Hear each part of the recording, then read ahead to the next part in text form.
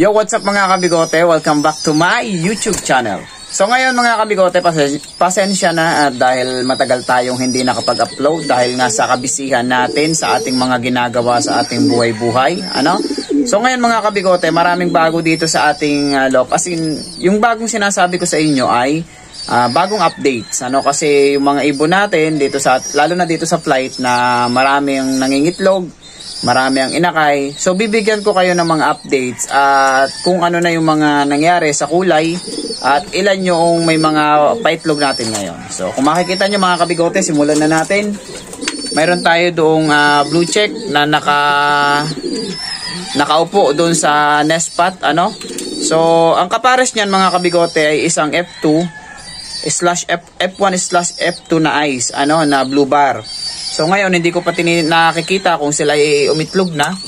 Pero I think malapit na silang umitlog and titingnan natin ano yung magiging itsura ng kanilang magiging inakay.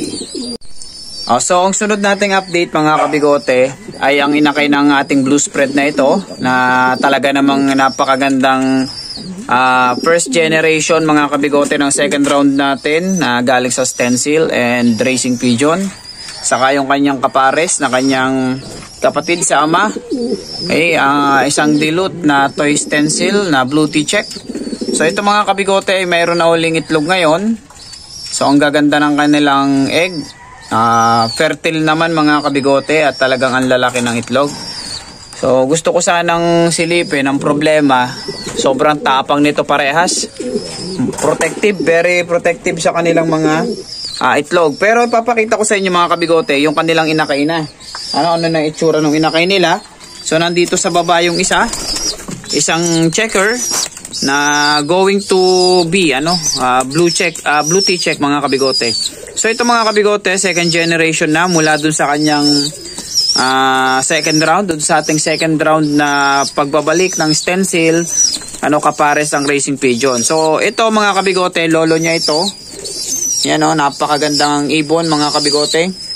Yung ating fourth generation. So ito ay second generation mula sa kanya. Mga kabigote. So ito ay isang blue check na toy stencil. So TS1, makikita natin mga kabigote, meron na siyang bronze. So magtataka yung iba, bakit yung lolo ay TS3 na o white na yung shield at frill stencil, tapos yung apo ay hindi pa. So ganito kasi yan mga kabigote, para doon sa mga bago sa aking YouTube channel, na ngayon lang susubaybay doon sa aking channel. Ang project kasing ito mga kabigote ay mayroong proseso. So ang proseso mga kabigote, itong nakikita natin na bronze, yan ay pinakang dominant dun sa tatlong kategory ng toy. Kasi meron tayong tatlong kategory ng toy. Meron tayong tinatawag na toy stencil 1, toy stencil 2 at saka toy stencil 3. So itong toy stencil 1 mga kabigote, itong dark bronze na nakikita niyo yan sa shield mga kabigote nitong inakay na ito, yan yung tinatawag natin na TS1 o dark bronze.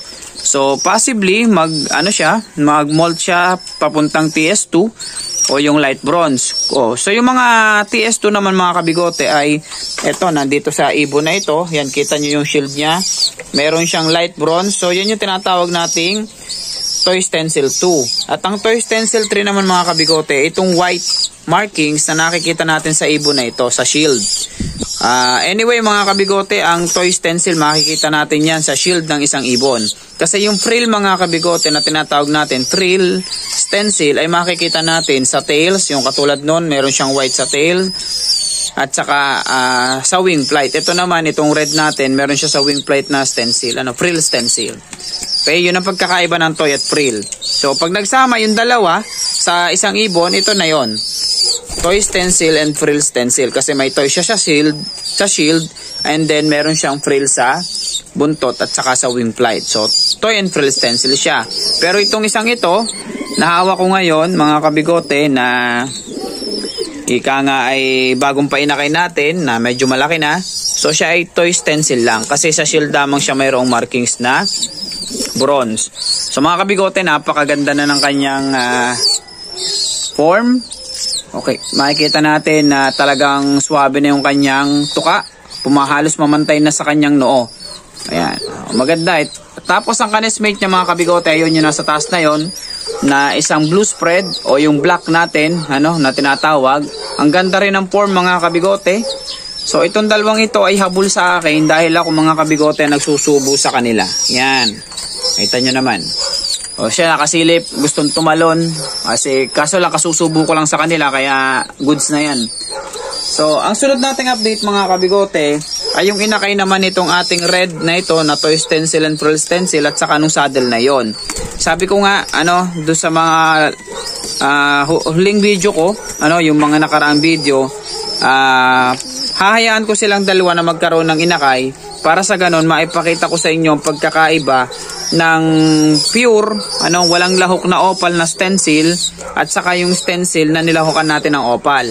So, ano ba yung magiging epekto? So, ito mga kabigote ay isang pure na stencil at ang kapares niya ay isang opal.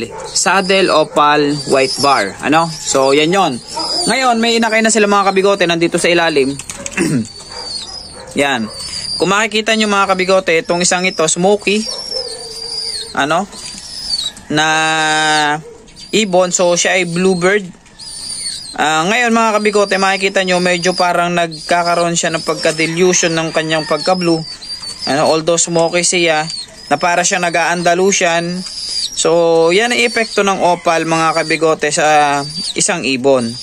Yan. Kung makikita nyo siya ay isang pied bird kasi nga yung kanyang tatay ay isang saddle. So, ang saddle kasi ay puti ang pakpak, yung kanyang ulo at saka ang may kulay lang ay yung shield.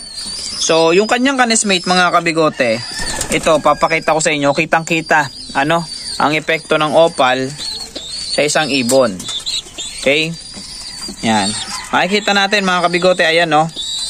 O, meron siyang bronze, pero, mas faded at mas light yung kanyang bronze. Although, siya ay dilute, pero kapag ang dilute bird kasi mga kabigote, mas klaro yung mga lining doon sa kanyang pagkatoy. Ano? So, ang problema, ayan. Excuse me. At ayan mga kabigote, para makita nyo yung malaking pagkakaiba. Yan, makikita nyo yung kanyang bronzes. Ano, yung mga bronze dyan sa kanyang part ng kanyang check ay faded na faded. Kahit pa siya kasi inakay, makikita mo na talagang iba yung kanyang pagka bronze. Ano? So, kasi, yan yung epekto ng opal sa blood ng isang ibon. So, siya ay pied. Kasi nga, yung kanyang tatay ay isang saddle. So, kung makikita natin ang tail, mga kabigote, yung palabas na tail, ayan. So, hindi siya ganun ka-dark. Faded. Yung duluhan pa lamang nung tail bar niya, makikita natin faded na agad. Ano, lalo na kapag lumabas ito. Tapos yung shield niya yan, mga kabigote. Kasi, ang shield ng isang dilute na stencil, mga kabigote, ay hindi ganito ka lamlam. Ano? At hindi kasi klaro yung kanyang pagka bronze.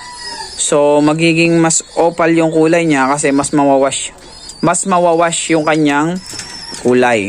So, pakita ko lamang sa inyo mga kabigote ang isang stencil na may walang opal sa kanya. So, makikita natin mas dark, pa-dark yung kanyang. Ito, nagmumold pa lang yung taas eh. Ano?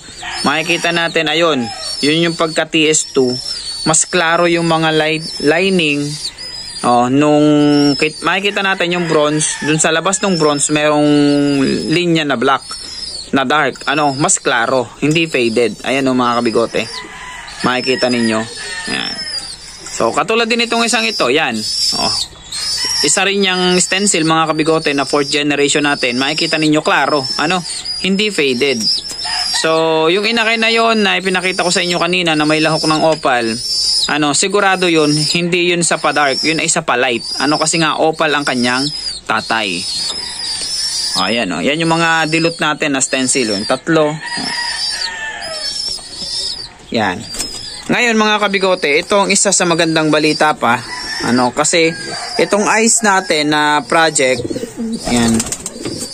Kita nyo naman, yung pares natin ng F1 na nagpalabas ng isang magandang F2 na blue T-check din.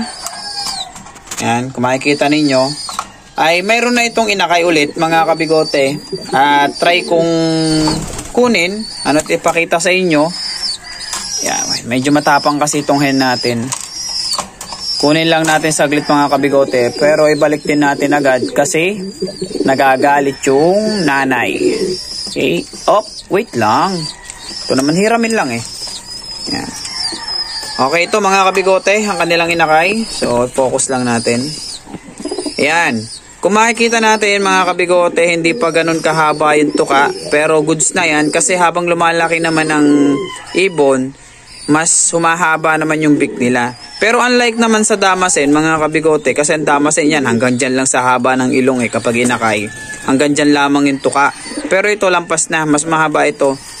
Katulad lang din ito nitong nanay nila na nung bata pa ay maikli ang tuka kung tingnan. Pero yan, humaba-haba naman nung siya ay nag-matured na. Yung kanyang canesmate, yan, ganun din. Pares lang yung size ng tuka nila, pero mas mahaba na ito mga kabigote. Ang maganda dito mga kabigote, nakikita natin medyo pinkish ang kanilang balat, at saka makapal ang kanilang balahibo. Sila ibig sabihin ay yung pagka-eyes nila ay maganda na. Okay? Lalo na itong isang ito. Yan, itong tinatapik ko ang tukang ito. Itong isa naman, ayan. Ito ang T-check mga kabigote sigurado. Itong nasa unahan. Itong isa, possible din na maging T-check na. Kasi ito naman mga kabigote, itong nanay, syempre T-check. Itong tatay naman, hetero for T-check yan. Kasi ang tatay niyan ay T-check. So, kaya ang inilalabas ng mga inakay niyan ay mga possible na T-check na. Kasi yung una natin na painakay sa kanila ay T-check. Ayan o mga kabigote, ang ganda. Grabe oh. Yan. So ngayon mga kabigote, ito lamang yung update muna na aking ibibigay sa inyo. Kasi marami pa. Masyadong magiging mahaba yung videos natin kapag akin namang ilalahat. So yung iba, di sa iba ng videos. Maraming salamat mga kabigote sa inyong panonood. And see you next vlog.